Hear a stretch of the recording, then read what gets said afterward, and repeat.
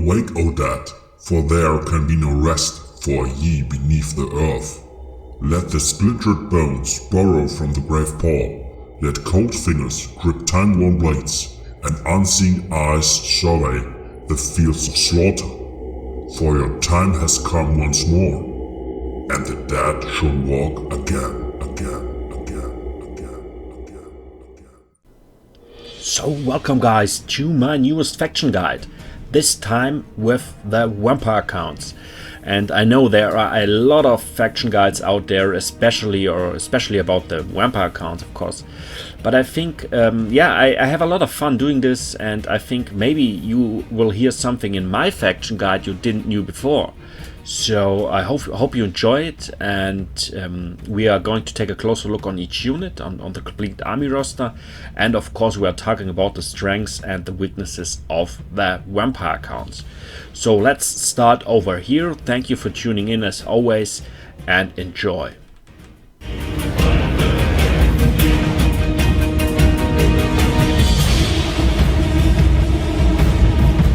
There is not the one big advantage of the vampire counts that stands out, but rather a lot of single unique benefits that are making the difference regarding other factions. One positive point is that you are able to bring your army in large numbers, because you have a very good selection of cost-efficient or cheap units in the army roster, especially in the infantry. So if we take a short look, for example, on the infantry army roster of the vampire counts, we can find the grave guards with great weapons for a relatively spoken cheap price, and this is the top elite infantry unit of the vampire counts. Another great point of the vampire counts is that you have a really good selection of different units in the vampire count army roster, so you have a huge amount of units you can choose from. And that's helpful for creating different builds against different factions and react to your opponent in the best way possible. Another great point is the ability of resurrection and regeneration, and that is really a unique characteristic of the vampire counts. It helps you to keep your units alive or to resurrect dead combatants. With abilities like Raise Dead, it's also possible to create new units to increase your army quantity or to get the control over a situation. Also, a really important point is that all vampire count units causing fear, and some of them even terror.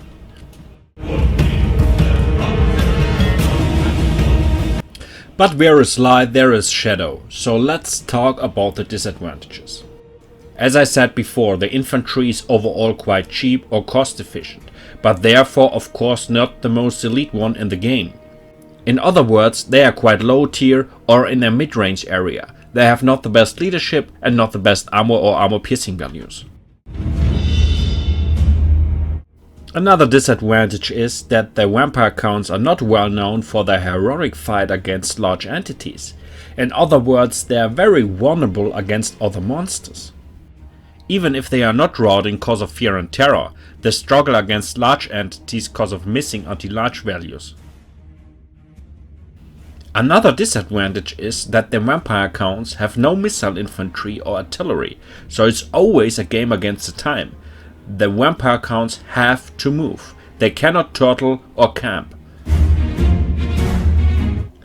The vampire count units never rout off. This can either be an advantage or a disadvantage. Routing can be a self-protect mechanism. So is a unit engaged in a fight they can't win, they rout off, but you can bring it later back in the front line and reorganize a complete army. The disadvantage of routing is that this will break up spots and your whole army can collapse and trigger a mass rout.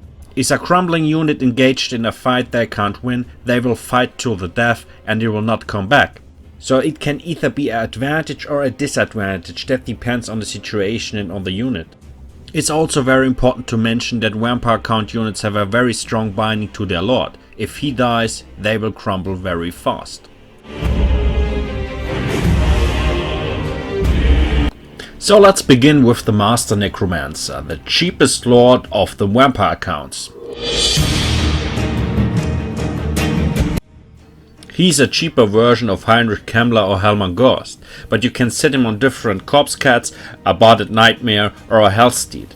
He's using the lore of vampires, so you can cast Erase Dead, but overall the Master Necromancer is not a competitive pick even if you want to save money. He's quite squishy, and there are better options on the Vampire Count Army roster, on the Lord roster, than the Master Necromancer.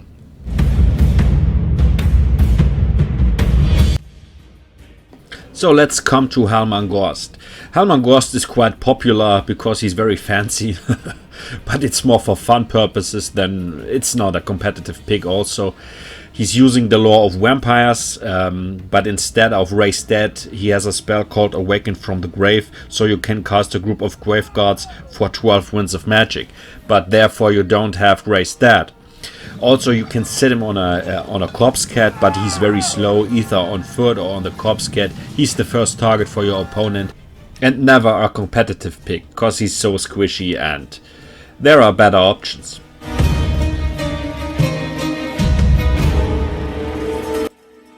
So let's come to Mr. Kemmler.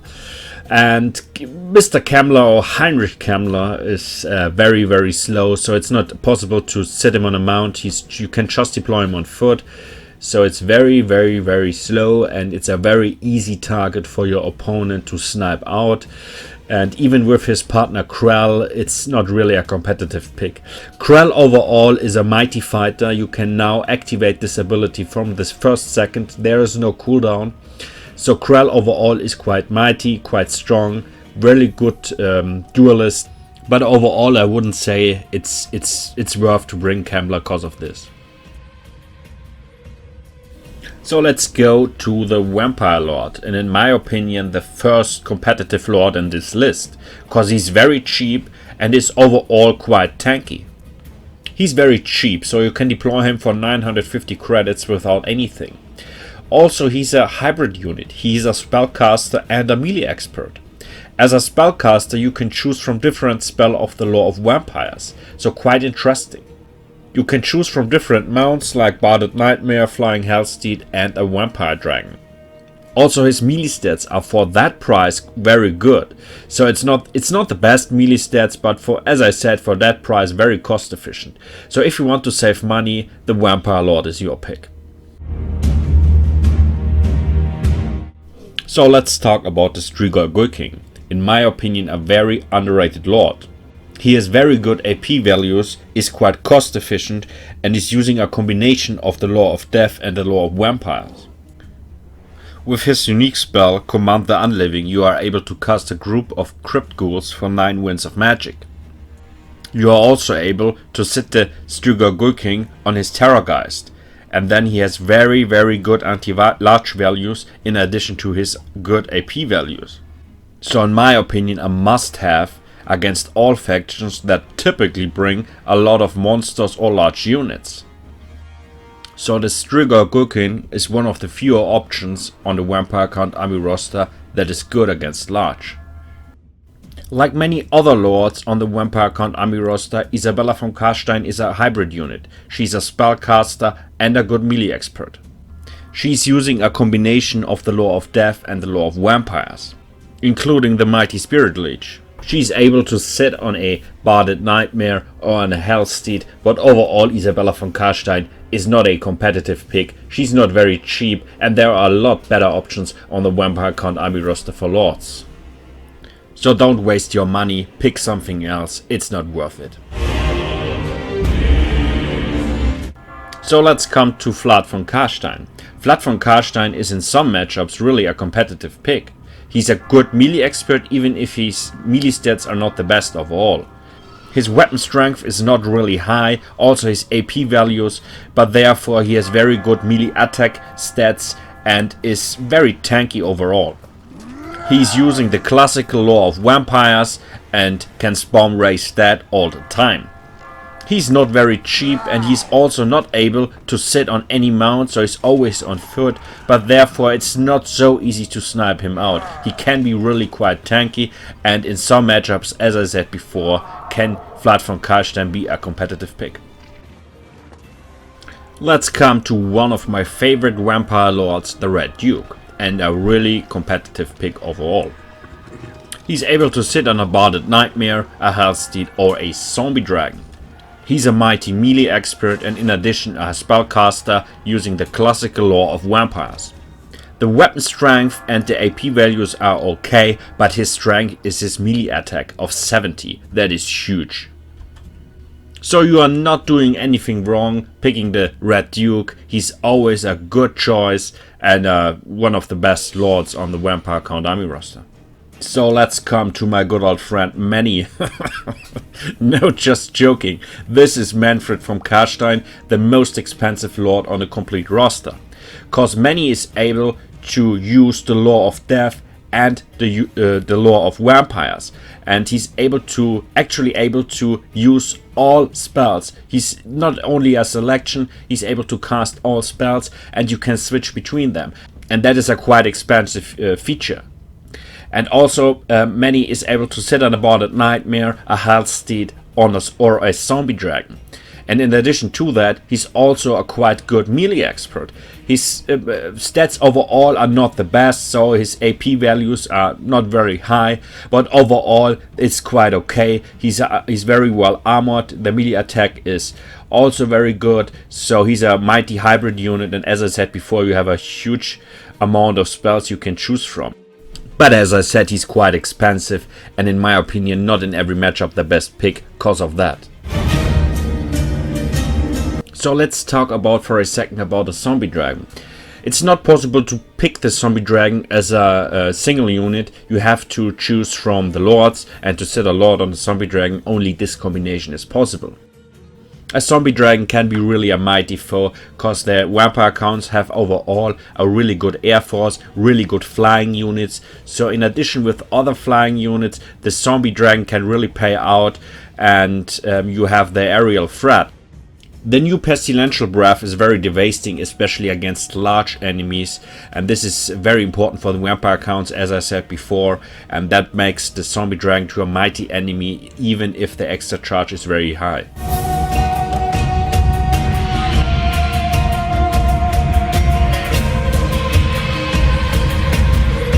So let's talk about the heroes. First of all, the White King.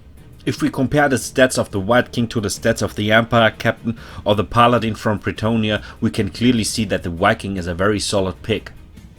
The amount of armor is quite good, the weapon strength and the armor piercing amount is for a hero quite high, the melee attack is okay, the melee defense is nearly 50, what is very good for a hero, so we're 48 over here, and overall the stats are very steady. The White King is always a competitive pick. Even if he has no anti-large values, so no bonus whatsoever, he's very good in sniping out enemy lords, heroes or large entities, and is always good for jobs like that. You can sit him on a skeletal steed and a bardal skeletal steed. This word combination is crazy. Skeletal steed, skeletal steed, skeletal steed. So let's talk about the Banshee. The Banshee has no armor, therefore she's ethereal, so she will ignore the most physical damage. The Banshee is in my opinion a competitive pick, of course not in every matchup, it depends, but the weapon strength is not so high, therefore the Banshee has a huge amount of armor piercing, so 210 over here, and that is a huge amount for a hero. She causing magical attack, also quite interesting.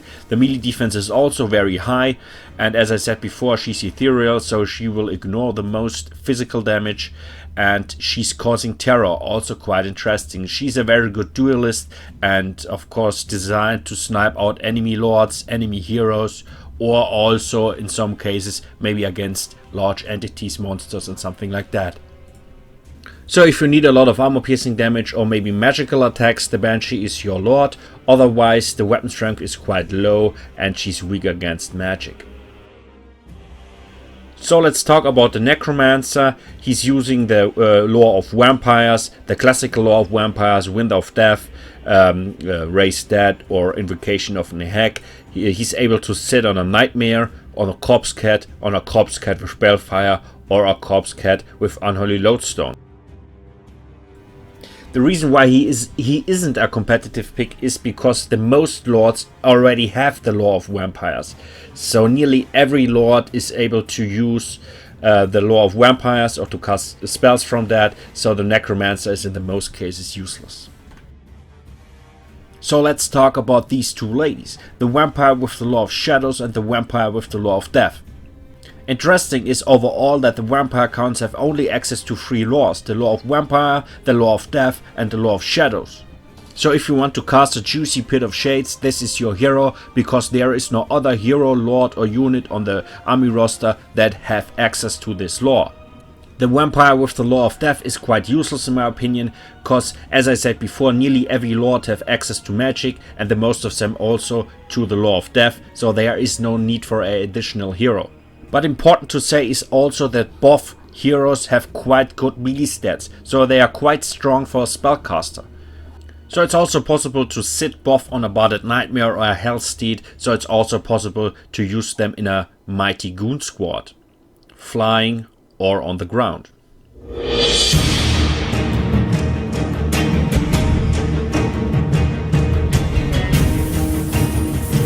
So let's begin with the zombies over here, and I don't like to talk too much about them. As all of you know, they are meat shield, I mean give me a break, melee attack 5, melee defense 6. The weapon strength is 18, everything is quite low, so they are quite useless. If you have some money left at the end of your build, you can spend them on zombies. In some matchups it's maybe good to increase your amount of units, but overall they are quite useless and not the foundation of your army.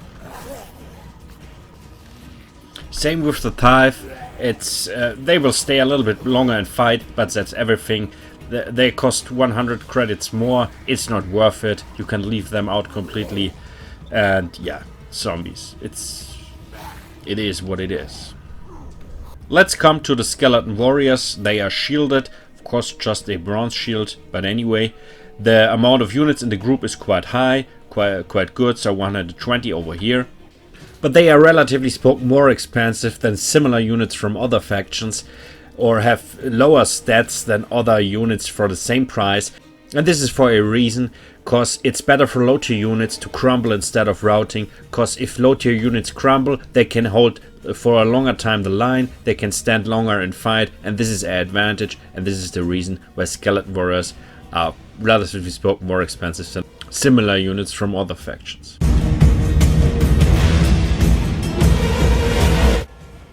So let's come to the Skeleton Spearmen. They are a little bit more expensive than the Skeleton Warriors, but they are also shielded. They have a bronze shield. They have a good amount of units in the group, so 120. They are anti-large. They have an anti-large bonus of 13. They have charge defense against large foes. And overall, they are really cost efficient, a really good defense unit, and worth the price.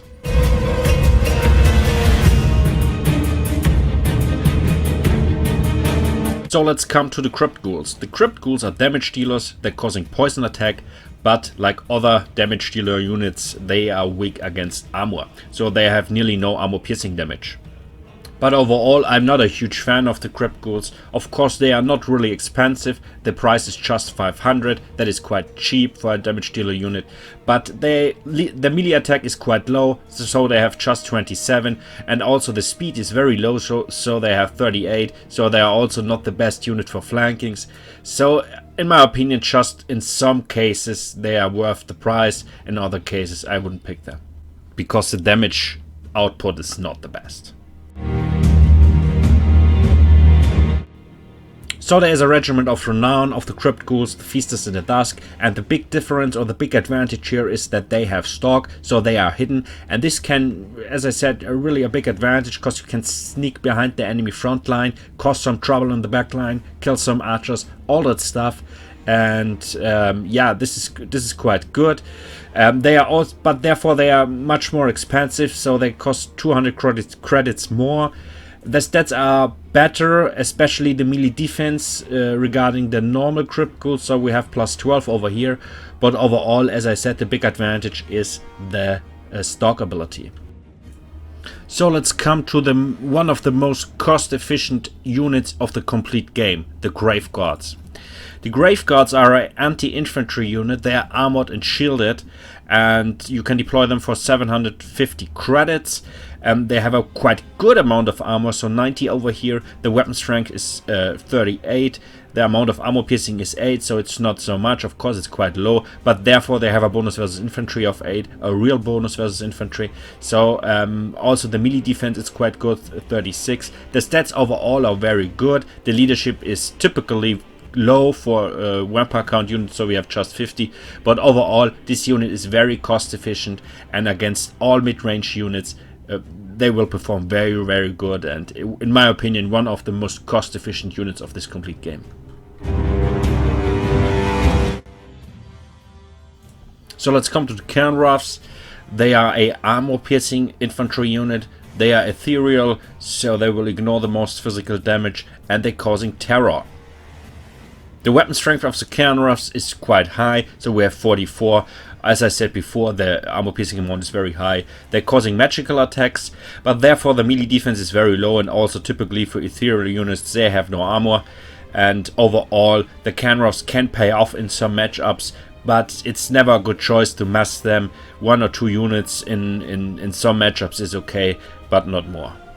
Because like all ethereal units, the Cavalry are very weak to magic, and even if the Cavalry are not really expensive, if you mass them, it's very easy to counterplay and with the right magic to eliminate them. And of course you have always to watch out for units that causing magical attacks. So let's come to the Königstein Stalkers, the Regiment of Renown of the Skeleton Warriors. They're causing poison attack, and also the other stats are much better. So we have a much higher amount of armor, so plus 40 over here, and this is a lot of stuff. The melee defense is also much higher, plus 12. And the extra charge is not so much, so the price for them is 550, and this is only 150 more than the price of the Skeleton Warriors. But overall I wouldn't say it's worth to bring them, because for 200 more you get a unit of Grave Guards, and too much Skeleton Warriors is not the best choice, even if they are not the worst pick. But as I said, in the most cases I wouldn't bring them.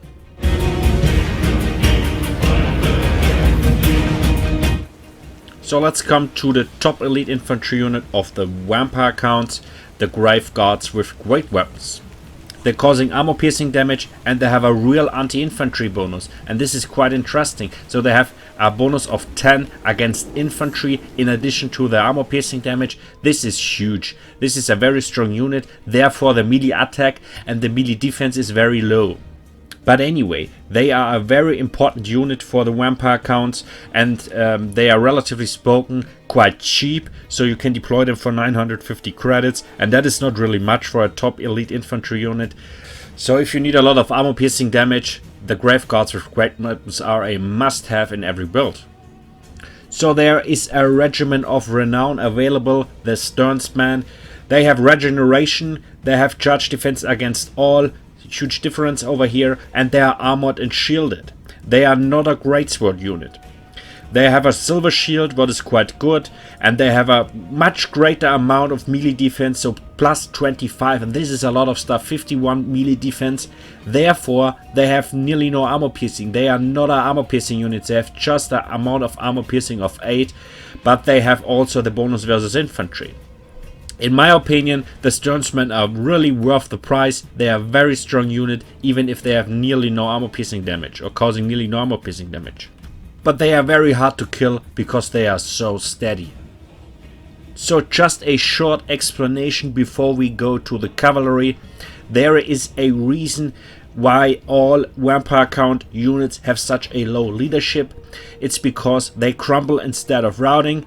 And as I said before, this can be an advantage or a disadvantage, but anyway, crumbling is a process, and because they are able to stay longer in fight, they have to crumble a little bit earlier, otherwise it's unfair. This is the reason why they have such a low leadership, because the crumbling process will take some time till they vanish completely.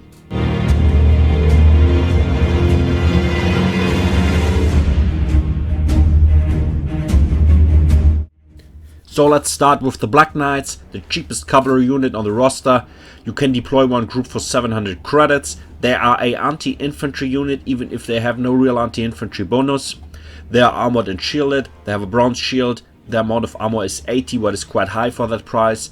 The melee stats are okay. The weapon strength is quite good for that price, but they are not a shock cavalry. So the charge bonus is just 26, and here is the point. They are designed to fight in melee combat for some time against low tier infantry and not against cavalry or large entities. Against such units they will die really fast, so you cannot expect any wonders. You have to watch out, you have to use them carefully, but as I said, they are quite cost efficient, so in some matchups, in some builds, they are really worth the price to increase the amount of cavalry units or to snipe out enemy archers and stuff like that, and for that tasks they are really good. So there's also a Black Knight version with lances and boarding. This unit is heavily armored. We have 110 armor over here, plus 30 regarding the armor of the normal Black Knights. The other stats are a little bit lower, but we have a huge charge bonus. This is a shock cavalry, so plus 36, 62 charge bonus overall. This unit is designed for rear charges, for cycle charging. Even then, they are also an anti-infantry unit without a real anti-infantry bonus. The extra charge is quite high, so nearly 400. You can deploy one unit for 1050 credits. So the stats are quite good for that price. So for a cheap shock cavalry, these guys are quite cost efficient. So there is a regiment of renown also from the lances and boarding Black Knights. The Varix Reavers, and the Varix Reavers have more melee defense, a little bit more melee attack, and a little bit more leadership. But the important point over here is they have regeneration, but overall the difference is not so huge in my opinion, except for the regeneration. So in my opinion, it's not worth it. You can deploy a group of normal Black Knights with lances and boarding also. You do nothing wrong with that. The Varix Reavers are much more expensive, so you have an extra charge of 250, and in my opinion not worth the price. So let's come to the Hex Wraiths. The Hex Wraiths are also a ethereal unit, so they will ignore 75% of physical damage, therefore they have no armor, so they will nearly take the complete rest. So yeah, you can deploy them in the vanguard position. They're causing terror, they're causing magical attacks, they're causing flaming attacks, and as I said before, a huge amount of armor piercing damage, 34. But overall the melee stats are quite low, and also the charge bonus. So they are either not a shock cavalry and not a melee combat cavalry. And this is the problem. They are really expensive. So one unit, the price for one unit is 1500 credits, and this is a lot of stuff. So for a little bit lower price you get a Black Knights with lances and boarding, and they have a good charge bonus, and for a little bit higher price you get a unit of Blood Knights. So these guys are not worth the price, unfortunately. So let's come to the chill guys, the regiment of renown of the Hex Wraiths. Vanguard deployment possible, also ethereal, armor piercing, causing terror, so everything quite the same. A little bit more leadership, a little bit more melee attack, a lot more melee defense, I would say, plus 11. But the most important thing is that these guys causing no flaming attacks, and they have this chilling aura that slows down nearby units, of course not your own, just enemies, by 36%. And this is quite interesting if you want to chase harass units like Warhounds or missile cavalry. These guys are designed to do that. But here is the point, they are very expensive, so the price is 1650 credits, and that is a lot of stuff for chasing down enemy archers. So you can deploy for this price nearly a group of Blood Knights, and in this case these chill guys are never worth the price. They are very uncompetitive, I would say, so they are not worth the price. They are not cost efficient, unfortunately, and you can leave them out. because they have problems in fighting other cavalry units in the same price area, other high tier cavalry units. They have not enough melee not good enough melee stats, not good enough charge bonus for that. They get annihilated from other high tier cavalry, and this is a big problem for the Chillgeists, because they are just designed to fight against armored infantry and harass units, and for that price that is not really good. So let's come to one of the best cavalry units in the complete game. In fact, this is the second best cavalry unit in the game after the Demigryph Knights. The Blood Knights. They are armored and shielded. They have an anti-large bonus, quite good anti-large bonus of 22, what is a lot of stuff. They have also a little bit armor piercing damage, causing a little bit armor piercing damage. The melee defense is quite high, 40. The armor is a lot of stuff, 110 over here. They have a bronze shield. They have Frenzy, but I'm pretty sure that Frenzy is new, so it came with one of the latest patches. Units with Frenzy causing more damage while their leadership is high. But overall, this Blood Knights are as I said before, one of the strongest shock cavalry units, one of the strongest cavalry units in the complete game, and they will annihilate most of other cavalry units, and always worth the price, even if the price is quite high, 1,700 credits. But the Blood Knights are one of the best options for the vampire counts to kill large enemies like monsters, and as I said in the beginning, vampire counts lack in the ability of anti-large or to fight against large entities and have a problem with large monsters, and the Blood Knights are one of the options to handle it with them. So summing all together, you can say the cavalry is a very important point for the vampire counts. I did not mention that in the beginning. Even if Bretonnia has a little bit better cavalry, because they have a little bit more variation overall. Of course, the Blood Knights are better than the Grey Knights, but Bretonnia is a little bit better. But directly behind that, we have the vampire counts cavalry, and this is a very important point.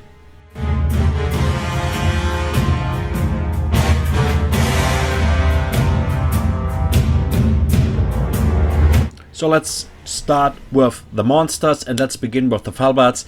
And I'm personally a big fan of the Falbards and can say directly, in my opinion, a competitive choice always, even if they have nearly no melee attack. Therefore they are quite expensive, I would say, but they are a tactical choice. So if you, as all of you know, you bring 1, 2, 3, 4 groups of Falbards, send them directly in enemy archers, causing some trouble, or chase harass units. They're causing some trouble, and protect your own units from getting hit by enemy arrows, archers and stuff like that.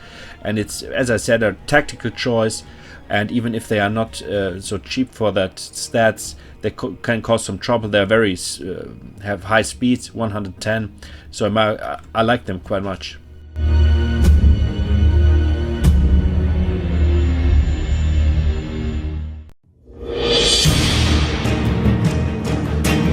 So let's come to the Dire Wolves, and the Dire Wolves are quite similar to the Chaos Warhounds, except that the Chaos Warhounds have overall better stats, and the Chaos Warhounds are cheaper. The reason for that I already mentioned in this video. Crumbling units are more price intense. But overall their task is the same. They're chasing down enemy archers and low tier infantry. They are able to, you can deploy them in a vanguard position. They are very fast, 95 speed, and yeah, nothing more to say about that. Tactical unit, and yeah. So there's also a regiment of the renown available, the Dire Pack. And very interesting fact over here is that they have an anti-large bonus of 14, so quite a lot of stuff. And I think this is the more competitive pick, because you can use them as to chase down enemy archers and harass units like missile cavalry, but also quite good against low tier cavalry or large units in addition with other units. So because of their anti-large bonus, they are quite cost efficient unit in my opinion, and it's worth the price. Also, they have better melee attack and better melee defense, or better melee stats. And as I said, for this price, it's worth the pick in some cases if you need warhounds or wolves. So let's come to one of the strongest and most important units on the Vampire Count army roster, the Crypt Horrors. They're causing poison attacks, have regeneration, and causing a lot of armor piercing damage. So we have 50 over here. And this is a lot of stuff. The melee stats are okay, the armor is nearly 0, this is a disadvantage, but we have a huge weapon strength of 65, so you can call these guys monstrous damage dealers. The Crypt Horrors are designed to fight armored infantry or light cavalry and stuff like that, but they're causing such a huge amount of damage that you can say they will hit or damage everything in their way, but also consider that these guys have nearly no armor, so they will also take a lot of damage. So in my opinion, the best way to use them is against infantry in general. The Crypt Horrors are so important that I think they are nearly a must-have in every build. They are very cheap for this performance, and very cost efficient, and a very important unit for the Vampire Counts overall. So let's come to the Wargeist, the flying damage dealer unit, also Frenzy. So units with Frenzy cause more damage while their leadership is high. These guys have a huge weapon strength. We have 100 over here. Also, the armor piercing amount is quite high. It's not shown in the tooltips, but we have 28 over here, and this is not bad. The melee attack is 38. The melee defense is quite low, 25. Typically, of course, for damage dealers. They have nearly no armor. Also quite typically for some Vampire Count units. So very simple unit. The only disadvantage is, or there are two disadvantages. First of all, the price. So 1000 is a lot of stuff, and the other thing is the hit points. So the hit points are not really high, 4700, and this is a little bit the problem because they will also take a lot of damage. So because of the armor is just 10. And as I said, 1000 is a lot of stuff, and you have to be careful. You have only 12 units, and many opponents can deal with them quite easy with handgunners and stuff like that, and this is a little bit a disadvantage. But in my opinion, they are a little bit underrated. I think they have a really good damage output, and there are maybe some builds where they can really pay off, even if you barely find them in ladder games now. So there's also a Regiment of Renown available, the Devils of Schwarzhafen. The difference is that these guys are able to get deployed in a vanguard position, and they're causing terror, and also they have better melee stats. But overall, it's never worth the price because the extra charge is 400. And this is a lot of stuff. 1400 credits for this unit. This unit is a lot of stuff. Of course, the Vanguard deployment is quite interesting, because if you have such a huge damage dealer unit on a Vanguard position, this can be a really great tactical advantage. But as I said, the price is simply too much, so they are not really cost efficient, and I would leave them out completely. So let's come to the Wargulf, and the Wargulf is a quite unique creature. The Wargulf causing a lot of armor piercing damage, so 205, and this is a lot of stuff. The overall weapon strength is 290, so this is a lot of stuff over here. The melee stats are very high, 50. The melee defense is also not bad, 42. The armor is okay, quite low, I would say. This is 40, but the most problem is the leadership. The Wargulf has just 40 leadership, and this is very low, so he will start to crumble quite fast. But he has regeneration, but it's quite an interesting fact. He's very, very fast, so we have a speed of 80. He can chase cavalry, if you will. This is a lot of stuff. So 80, I think it's the fastest monster available on the ground. The price is 1450, and this is quite cost efficient. As I said, the only disadvantage is the leadership and the armor. As I said, the armor is quite low, the leadership also. But you don't have to forget the Wargulf is a very strong creature, so he will win the most of the fights against other units, so the leadership will not drop always so fast, even if it is not very high. But you have to be careful, because if he will start to crumble, he will die very fast, and yeah. But in other cases, he's very strong against armored infantry or light infantry. He will cause a lot of trouble, and it's not so easy to kill with just infantry units. Another general disadvantage, I would say, from the Vampire Counts is that a lot of units are weak to fire, so I have a weakness against to fire. I did not mention that in the beginning. And also the Wargulf, so you have to be careful from fire arrows and all that stuff. He's very weak to fire and will die very fast because of this. So let's go to the Terrorgeist, and the Terrorgeist is also a very important unit for the vampire counts, because he's one of the fewer units that have an anti-large bonus. So we have an anti-large bonus of 35, what is quite a lot. The weapon strength overall is 420, and that is a lot of stuff. And in addition to that, he has a huge amount of armor piercing, 295. This is a lot of stuff. The melee attack is quite low, therefore he's causing poison attacks. The melee defense is quite good. Also the charge bonus is quite heavily armored, so 80, what is quite good or quite okay. And also the leadership is very low, like from the Wargulf. But overall, this is a very strong, dangerous flying creature. Since Mortal Empires, it is possible to use breath attack, death shriek, causing a lot of damage actually. The price of the Terrorgeist is quite high, so we have 2000. But you can also take a Strigoi Gulking and sit him on a Terrorgeist. This is just for, you can get this Terrorgeist for just 800.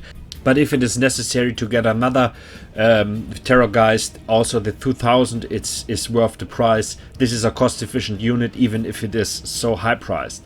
So it's there are a lot of matchups where you need one or two Terrorgeists to compete against large units. So yeah, this is a very important unit in my opinion for the vampire counts overall.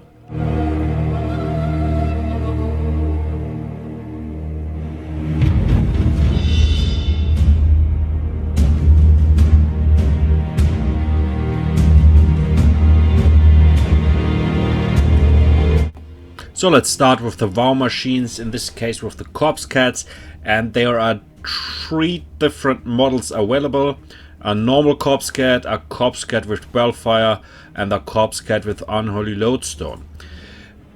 All 3 are supporting your own troops with regeneration and a magical aura.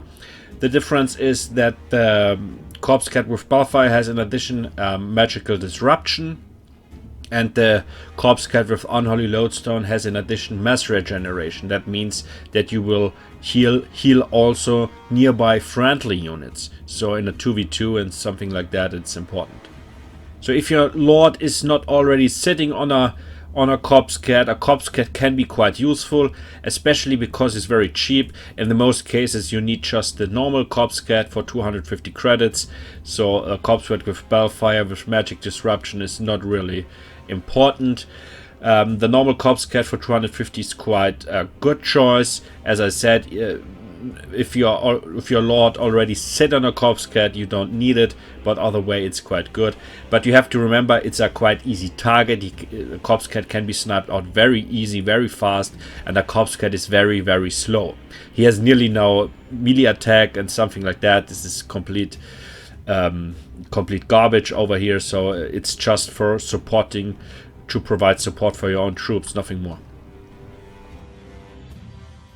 So let's come to the Black Coach, and the Black Coach is an anti-infantry chariot, but it isn't really a chariot. Of course the Black Coach has a huge charge bonus of 80, but it has also different triggered abilities that buff the stats if it is engaged in melee combat. So if it is long enough engaged in a melee combat, some triggered abilities trigger. So damage resistance, for example, plus 44%, plus 40% armor piercing damage. All these things will trigger if the Black Coach is engaged in melee combat long enough. But the weapon strength is also quite good for that, so we have 120, the armor piercing amount is 90, and the bonus versus infantry is in addition 20. So the stats are overall quite good. But the bad thing is, or disadvantage, the melee stats, the melee attack and the melee defense is very, very low, so we have nearly no melee defense. The melee attack is 24, also not very good. The Black Coach causing magical attacks, and the armor is okay. But overall, I would say, yeah, it's not so easy to handle it with the Black Coach. You cannot drive into a group of infantry units and leave it there. You have to do some micromanagement, otherwise the Black Coach will get destroyed really fast. But overall, I would say the black coach is quite cost efficient, even if it is of course not in every matchup useful. So it's just in a few matchup useful, and not so easy. As I said, you need a little bit of micromanagement, but I think it's a little bit underrated chariot, and it can be useful in some matchups. So let's come to the last two units of the vampire counts: the Mortis Engine and the Claw of Nagash, the Regiment of Renown. So Mortis Engine is an absolute all-round unit. It is called a magic chariot, but it has regeneration abilities, causing terror, causing a tremendous amount of damage. So the weapon strength is in fact 120, the armor piercing amount of that is 70, and the bonus versus infantry is 15. So quite good stats. The melee defense is very low, so we have just 13. You can say it's 0. The melee attack is also not the best, and the amount of armor is also not really high. We have just 40 over here. But overall, this is a mighty chariot, or a mighty war machine, you can say.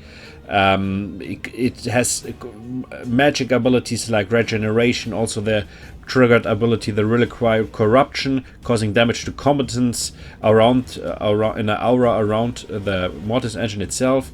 And this is a lot of stuff over here, and the Mortis Engine is not very cheap, but it's worth every cent.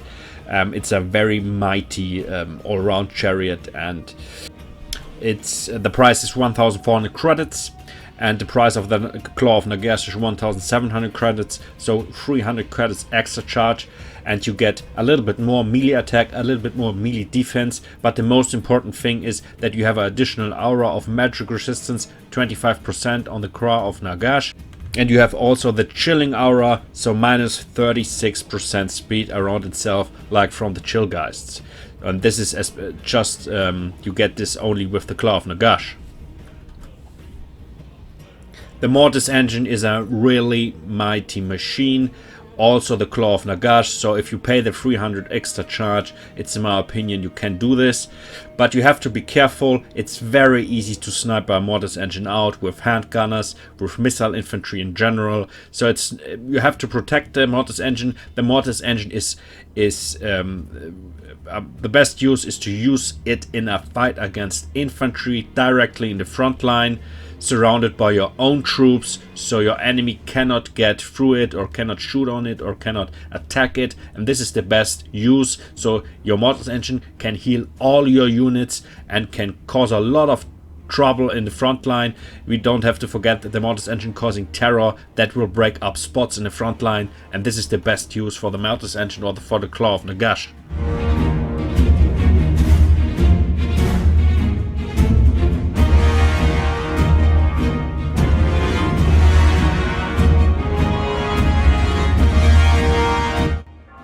So summing all together, the vampire counts are a top tier faction and will always be a top tier faction. And as I said in the beginning, there is not the one single benefit that stands out, rather be a lot of different unique benefits that making the vampire counts great.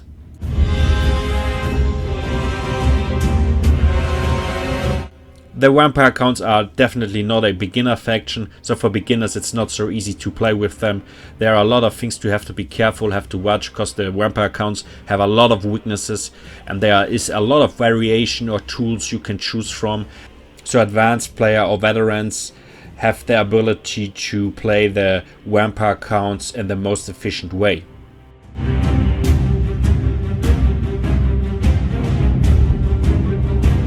So this is the end. Thank you for tuning in, and I hope I see you on my next faction guide, and of course on all my other programs on my channel. Thank you so much for your support. If you would like to tell me something, please write it down in the comments, and see you next time.